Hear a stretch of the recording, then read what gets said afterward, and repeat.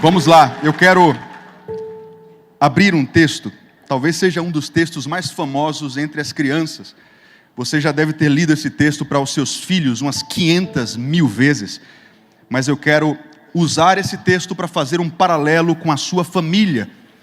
E aparentemente esse texto não tem muito a ver com o casamento, mas eu vou te provar nas Escrituras que ele tem muito a nos ensinar sobre o nosso lar, sobre o nosso casamento. Então abra primeiro livro de Samuel, capítulo 17, a partir do verso 8. Nós não vamos ler a história inteira, até porque não há necessidade, mas vamos ver um trechinho aqui para aprender algumas coisas. Eu vou ler na Nova Versão Internacional, primeiro livro do profeta Samuel, a partir do capítulo 17, verso 18.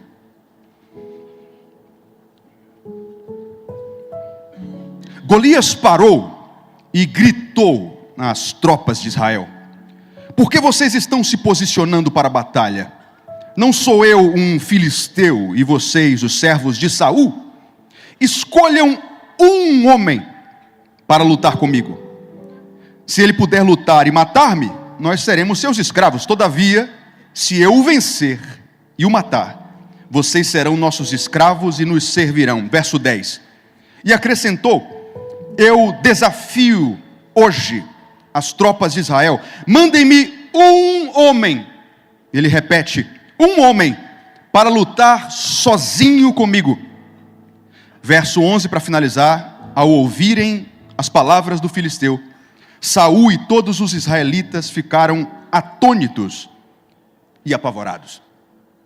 Hoje eu quero falar algumas coisas com vocês baseado nas atitudes de Davi. Primeiro, eu quero te dar um motivo para você continuar lutando pela sua família. Depois eu quero falar um pouco sobre alguns deveres conjugais do homem, da esposa, e deveres que são de ambos. E por último, eu quero te provar que as suas feridas e as crises do seu casamento servirão para fortalecer seu casamento, mas não só para isso, para curar centenas ou talvez milhares de outras famílias que ouvirão o que Deus fez na sua casa. Tem alguém comigo aqui? Então eu acho interessante, né? Porque esse gigante, esse homem esquisito, nós não temos mais seres humanos assim. Ele, segundo a palavra de Deus, tinha cerca de 2,90 metros. Existe uma certa discussão entre os especialistas por não se saber ao certo a medida do côvado nessa época, mas certamente ele tinha algo em torno de 2,90, talvez 3,10 metros. Alguns discutem para ver se era mais, se era um pouco menos, mas sem dúvida um homem gigantesco. A Bíblia diz que esse gigante usava uma couraça de bronze, não é mesmo? Que pesava 70 quilos, a couraça do cara. Imagina o tamanho do problema. Ele usava pendurada nas suas costas uma lança gigantesca, e somente a ponta da lança pesava 7 quilos. Eu não sei quem aqui já serviu as Forças Armadas, mas é mais ou menos o peso de um fuzil automático leve, somente a ponta da lança do camarada. Imagine esse camarada aqui no meio, perguntando se tem homem para brigar com ele. Meu amigo, eu não sei você, mas eu estaria lá no meu quarto, fingindo que estou orando, porque eu não iria me prontificar. Eu gosto de parafrasear o que Golias está questionando aqui, como se fosse mais ou menos o seguinte: tem homem ou não tem nessa bagaça? A pergunta de Golias, que continua sendo a mesma pergunta de Satanás nos nossos dias, porque o espírito de Golias é o espírito das trevas, é o espírito que milita contra o povo de Deus, continua sendo a mesma: tem homem de verdade? Ou talvez tem mulher que se posicione como mulher de Deus nesse tempo? Porque é um absurdo. Nós estamos falando do povo de Deus. Eles sabiam muito bem as histórias sobre o Mar Vermelho sendo aberto, eles sabiam sobre os heróis da fé, eles sabiam muitas pessoas que já tinham provado milagres extraordinários nos anos que antecederam essa história. Eles deveriam ter tido fé de dizer: o meu Deus vai me dar a vitória. Mas durante 40 dias, aquele gigante Golias afrontou o povo de Deus e fazia todos os dias a mesma pergunta: tem homem de verdade aqui ou não tem? Tem algum homem disposto a cumprir o seu dever? A pergunta de Golias é: tem algum homem que conhece a sua identidade e conhece o Deus a quem serve? E a resposta implícita aqui durante mais de um mês foi: não tem. Nós somos o povo de Deus, mas ainda não descobrimos como nos posicionar enquanto povo de Deus. Nós somos o povo de Deus, mas nós temos que admitir que não conhecemos o Deus a quem servimos, porque na hora da dificuldade, da crise, do Golias, nós não conseguimos nos posicionar e cumprir a nossa missão para a qual nós fomos chamados. Rafa, o que é que isso tem a ver com família e com casamento? E a primeira coisa que eu queria te falar, que me chama a atenção nesse texto, é que chegou um rapaz, que na verdade era o único homem de verdade naquela história, tinha cara de menino, mas cumpriu a sua missão como um homem de verdade. Ele sabia de uma coisa que eu quero que você saiba: ele sabia que ele estava entrando numa batalha que pertencia não a ele, mas pertencia ao Senhor. Existem certas batalhas na sua vida que você não tem a menor capacidade de vencer, mas se você está cumprindo uma missão que veio do céu para você, você recebe capacitação do alto. E Davi sabia disso. Tanto é que quando ele foi questionado por Saul, ele disse: rei, eu sei que você está vendo um menino franzino, ruivo, de gentil aspecto. Eu não tenho as credenciais humanas para vencer o gigante. Mas deixa eu te falar, enquanto eu era pastor das ovelhas do meu pai, às vezes vinha um urso, vinha um leão, e apesar de humanamente eu não ter a competência de vencer sozinho um leão, existe um Espírito que é o Espírito Santo de Deus, que se apodera de mim, e vem uma força sobrenatural que me capacita a pegar aquele leão pela juba, e eu puxo para lá, puxo para cá, e eu faço o impossível, debaixo do favor do Deus do impossível. O que Davi estava dizendo é: esse gigante não pode ser vencido através de estratégias humanas, mas o Deus que está comigo me deu credenciais para vencer essa batalha, e Ele mesmo vai vencer esse gigante por mim. Agora escuta aqui o que eu vou falar.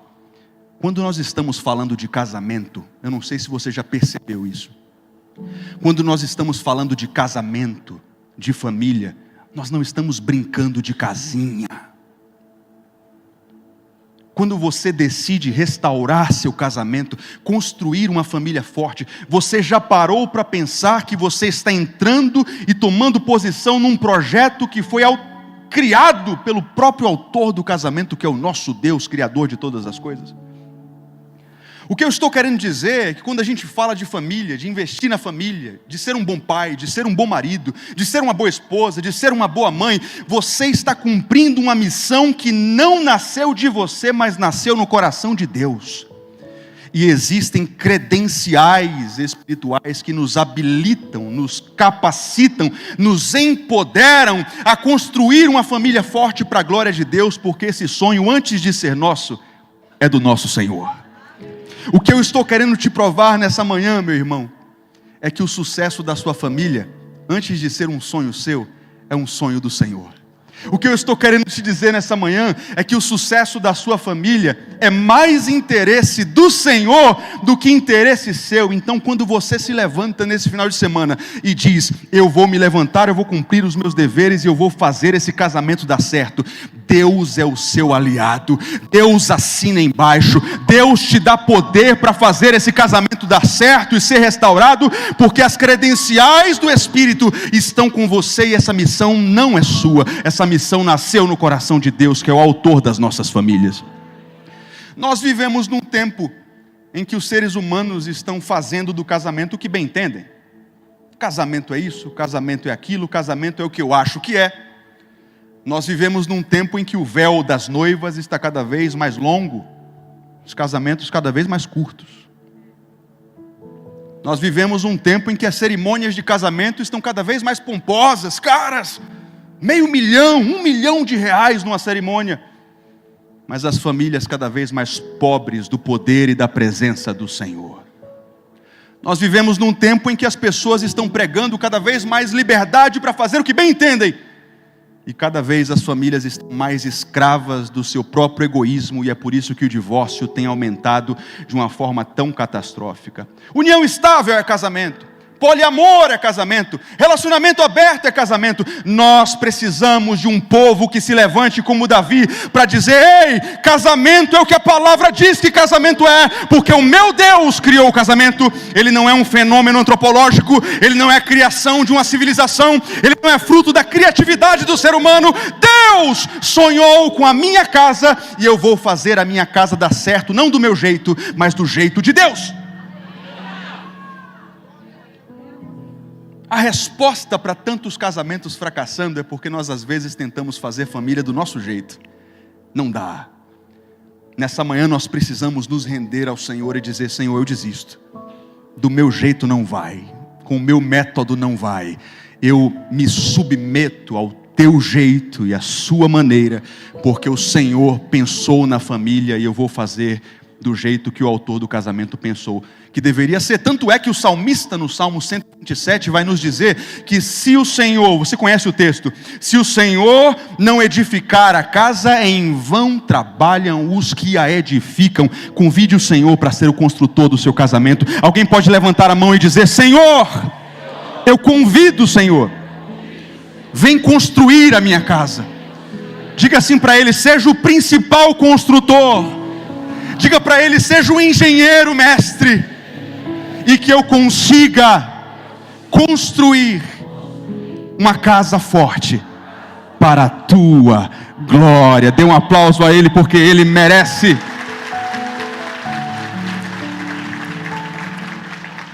Nós vivemos num tempo onde as pessoas não percebem o valor da família até que ela fracasse.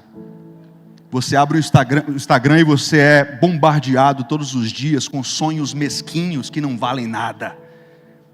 Trabalhe 12, 14, 16 horas por dia, só pense em dinheiro.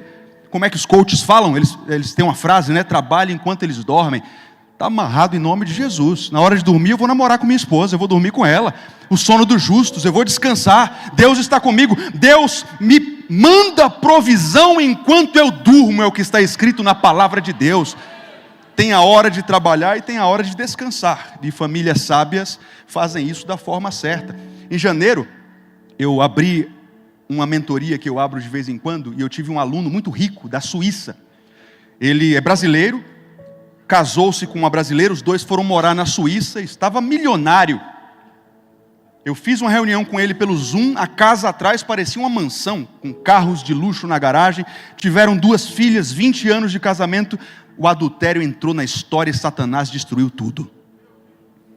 Ele olhou para mim chorando pelo Zoom e disse: professor, eu tenho uma conta lotada de francos suíços, eu viajo para onde eu quero, eu tenho o carro que eu quiser, mas eu trocaria cada centavo da minha fortuna por um casamento restaurado. Posso ser sincero com você, para o seu bem? Se nós fracassarmos no lar, nós fracassamos em tudo. Não há sucesso na vida que compense o fracasso no lar. Que Deus alinhe o nosso coração com o dele. Quando Deus falou com Ezequias através do profeta, o profeta disse: ei, você é imperador, você é rei, você tem exércitos para cuidar, mas você vai morrer, e a minha prioridade para você é: ponha em ordem a sua casa. Deus está alinhando o nosso coração com o dele, de forma que a sua casa vai ser o primeiro ministério da sua vida, porque quem não governa bem a sua casa não pode governar bem nada na sua vida. É o que disse Paulo a Timóteo na primeira epístola, no capítulo 3. Davi sabia que ele estava entrando num jogo que ele não poderia ganhar, mas a batalha pertence ao Senhor, e é por isso que o seu casamento vai dar certo. Não porque você merece, não porque você tem competência, mas porque você entendeu que você só precisa se posicionar com fé, sabendo que a batalha pertence ao Senhor e Ele já te deu vitória em nome de Jesus. Segunda coisa que eu percebo em Davi é que ele era um jovem disposto a cumprir o seu dever. Veja, nós vivemos numa geração, principalmente de homens, que tem ojeriza de tudo que diga respeito a cumprimento de deveres. Eu vi outro dia um ator, não vou falar o nome por uma questão ética, falando sobre pagar a conta do restaurante. Quem sabe de quem eu estou falando?